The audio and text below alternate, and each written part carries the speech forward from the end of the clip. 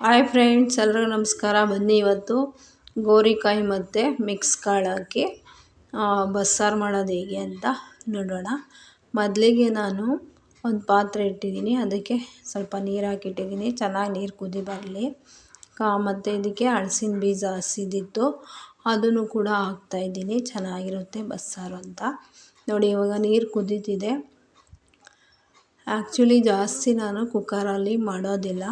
ಉಪ್ಸಾರು ಬಸ್ಸಾರೆಲ್ಲ ಪಾತ್ರೆಯಲ್ಲೇ ಮಾಡೋದು. ನೋಡಿ, ನೀರು ಕುದ್ಮೇಲೆ ಕಾಳನ್ನ ನಾನು ನೀರಲ್ಲಿ ಒಂದು ಅರ್ಧ ಗಂಟೆ ನೆನೆಸಿದ್ದೆ, ತೊಳೆದ್ಬಿಟ್ಟು. ಈಗ ನೀರು ಚೆನ್ನಾಗಿ ಕುದಿ ಬಂದಿದೆ. ಇವಾಗ ಈ ಕಾಳನ್ನ ಹಾಕ್ತಾಯಿದ್ದೀನಿ. ಚೆನ್ನಾಗಿ ಕಾಳು ಬೇಯಬೇಕು. ಅರ್ಧ ಬೆಂದಿದೆ ಕಾಳು ಅಂದಾಗ ನಾವು ಇದಕ್ಕೆ ಗೋರಿಕಾಯಿನ ಸೇರಿಸ್ತೀನಿ ಮತ್ತು ಹಲಸಿನ ಬೀಜ ಇದನ್ನು ಕೂಡ ಹಾಕ್ತೀನಿ. ಚೆನ್ನಾಗಿ ಬೆಂದ ನಂತರ ನೋಡಿ ಹೇಗಿರುತ್ತೆ ಅಂತ.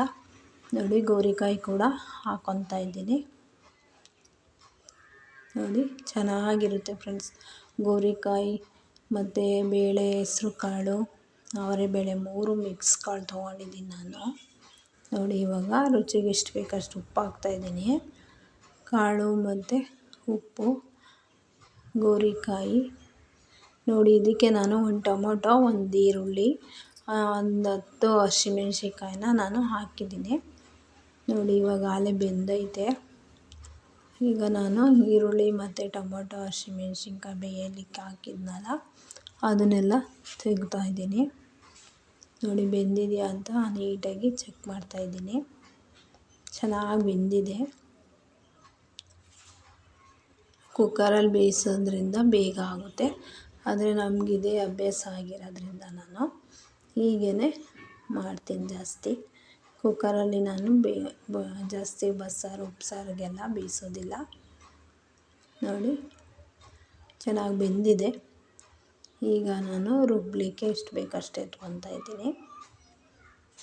ನೋಡಿ, ತುಂಬ ರುಚಿಯಾಗಿ ಬರುತ್ತೆ ಫ್ರೆಂಡ್ಸ್. ಮಾಡಿ ಒಂದು ಸಲ ನೀವು ಕೂಡ. ನೋಡಿ, ಇದಕ್ಕೆ ಜೀರಿಗೆ, ಮೆಣಸು, ಬೇಯಿಸಿರೋ ಟೊಮೊಟೊ, ಮೆಣಸಿನ್ಕಾಯಿ, ಬೆಳ್ಳುಳ್ಳಿ, ಹುಣಸೆಹಣ್ಣು ಇಷ್ಟನ್ನು ಕೂಡ ಹಾಕ್ಕೊಂಡು ಸ್ವಲ್ಪ ಕೊತ್ತಂಬರಿ ಸೊಪ್ಪು, ಈಗ ಬೇಯಿಸಿರೋ ಕಾಳು, ಗೋರಿಕಾಯಿ, ಹಲಸಿನ ಬೀಜ ಇಷ್ಟನ್ನು ಕೂಡ ಹಾಕ್ಕೊತಾ ಇದ್ದೀನಿ. ನೋಡಿ, ಎಷ್ಟು ಬೇಕಷ್ಟು ಹಾಕ್ಕೊಂಡು ಇದನ್ನು ನುಣ್ಣಗೆ ಸಣ್ಣಗೆ ರುಬ್ಕೊಳ್ಳೋಣ ಈ ಥರ. ನೋಡಿ, ಚೆನ್ನಾಗಿ ಬಸ್ಸಾರು ಉಪ್ಸಾರು ಯಾವುದೇ ಆದ್ರೂ ತುಂಬ ನೈಸ್ಗೆ ರುಬ್ಬಬೇಕು, ಆವಾಗಲೇ ಅದು ಚೆನ್ನಾಗಿ ರುಚಿ ಕೊಡುತ್ತೆ. ನೋಡಿ, ಅದಕ್ಕೆ ಮಾಡ್ಕೋಬೇಕು. ಸಾಂಬಾರು ರೆಡಿಯಾಗಿದೆ ಇವಾಗ. ನೋಡಿ, ಈಗ ಸಾಂಬಾರಿಗೆ ಎಷ್ಟು ರುಚಿಗೆ ಎಷ್ಟು ಬೇಕೋ ಅಷ್ಟು ಉಪ್ಪು ಹಾಕ್ಕೊತಾ ಇದ್ದೀನಿ. ನೋಡಿ, ಇನ್ನೊಂದು ಕಡೆ ನಾನು ಬಾಣಲೆ ಇಟ್ಟಿದ್ದೀನಿ ಫ್ರೆಂಡ್ಸ್. ಅದು ಗೋರಿಕಾಯಿ ಮತ್ತು ಕಾಳದ್ದು ಎಲ್ಲ ಒಂದು ಪಲ್ಯ ಮಾಡೋಣ ಅಂದ್ಬಿಟ್ಟು. ನೋಡಿ, ಬಾಣಲೆ ಬಿಸಿ ಆಯಿತು. ಇದಕ್ಕೆ ಎಣ್ಣೆ ಹಾಕಿ ಸ್ವಲ್ಪ ಎಣ್ಣೆ ಬಿಸಿ ಆದಮೇಲೆ ಸಾಸಿವೆ, ಕರಿಬೇವು ಹಾಕ್ತಾಯಿದ್ದೀನಿ. ಇದಕ್ಕೆ ಸಣ್ಣದಾಗಿ ಕಟ್ ಮಾಡಿರೋಂಥ ಈರುಳ್ಳಿ ಕೂಡ ಹಾಕ್ಕೊತೀನಿ. ನೋಡಿ, ಚೆನ್ನಾಗಿ 2 ಹಸಿಮೆಣ್ಸಿನ್ಕಾಯಿ, ಈರುಳ್ಳಿ ಹಾಕಿ ಚೆನ್ನಾಗಿ ಇದನ್ನು ಫ್ರೈ ಮಾಡ್ಕೊಳ್ಳೋಣ. ಸ್ವಲ್ಪ ಈರುಳ್ಳಿ ಬೇಗ ಫ್ರೈ ಆಗಲಿ ಅಂತ ಸ್ವಲ್ಪ ಉಪ್ಪು ಹಾಕ್ಕೊತಾ ಇದ್ದೀನಿ.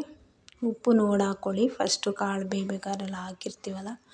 ನೋಡಿ, ಇವಾಗ ಕಾಳು ಹಾಕಿ ಒಳ್ಳೆ ಊಟಕ್ಕೆ ಒಂದು ಪಲ್ಯನೂ ರೆಡಿ ಆಯಿತು, ಬಸ್ಸಾರು ರೆಡಿ ಆಯಿತು.